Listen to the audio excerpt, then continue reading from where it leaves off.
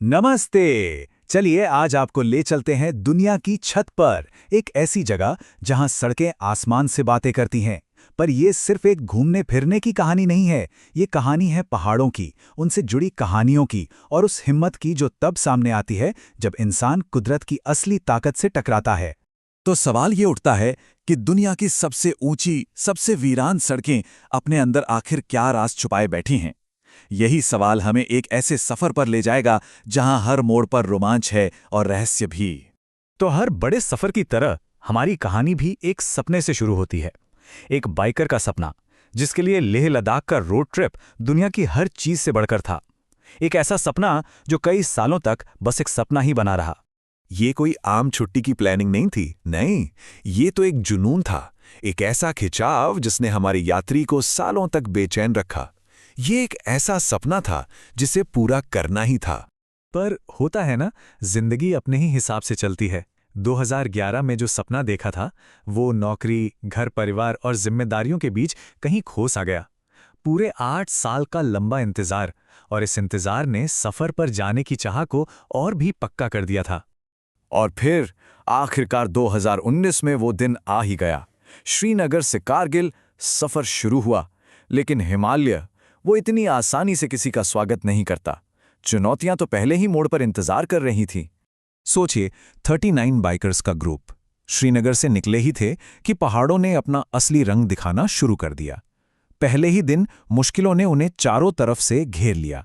मतलब सफर का पहला ही दिन था और हाल ये था कि 2 राइडर जख्मी हो गए।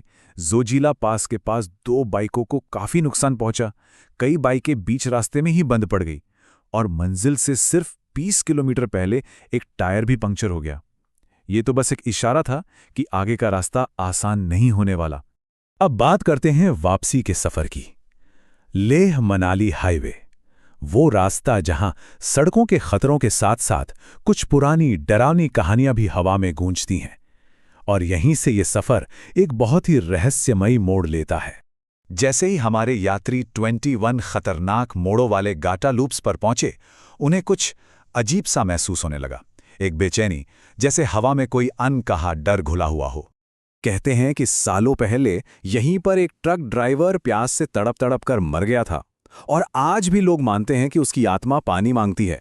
यही वजह है कि यात्री इस दर्रे पर बनी एक छोटी सी मजार पर पानी की बोतलें चढ़ाते हैं, उस भटकती हुई आत्मा की शांति के लिए। लेकिन ये तो बस शुरुआत थी। असली डर तो अभी बाकी था।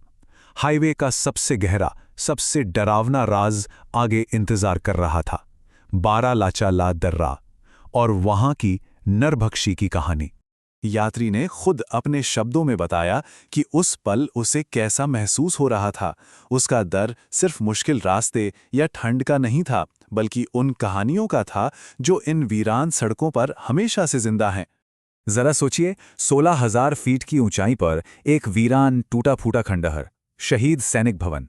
यही वो जगह है जो दुनिया से पूरी तरह कटी हुई है, और इसी जगह से वो भयानक कहानी जुड़ी है।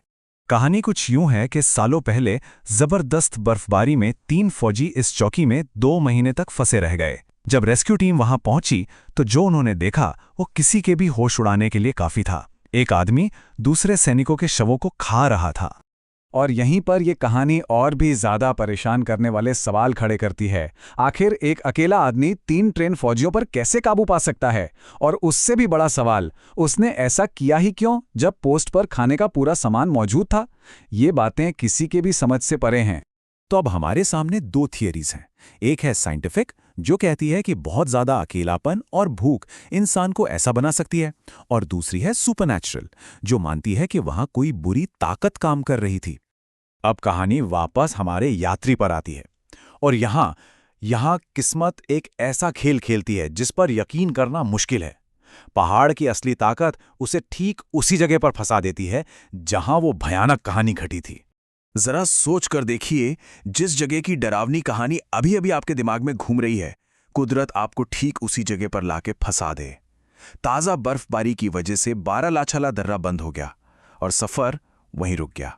2, ये सिर्फ एक नंबर नहीं है, ये वो 2 अतिरिक्त अनचाही रातें हैं जो उन 39 बाइकर्स को बर्फीले तूफान के बीच टेंटों में फंसे हुए गुजारनी पड़ी। 2 रातें सिर्फ कड़ाके की ठंड और अनिश्चितता के साथ। इस लाइन से आप उस ग्रुप की हताशा को महसूस कर सकते हैं जब उन्हें ये एहसास हुआ कि अब वो पूरी तरह से मौसम के रहमो करम पर हैं। उनका सारा कंट्रोल खत्म हो चुका था। और यहां से शुरू होती है उनकी मुश्किलों भरी वापसी। ये कोई हीरो वाली वापसी नहीं थी, ये एक थकाऊ, बेबस करने वाली वापसी थी, जिसमें उनकी बाइकें एक ट्रक के पीछे बंधी थीं और वो 12 घंटे का जानलेवा सफर कर रहे थे।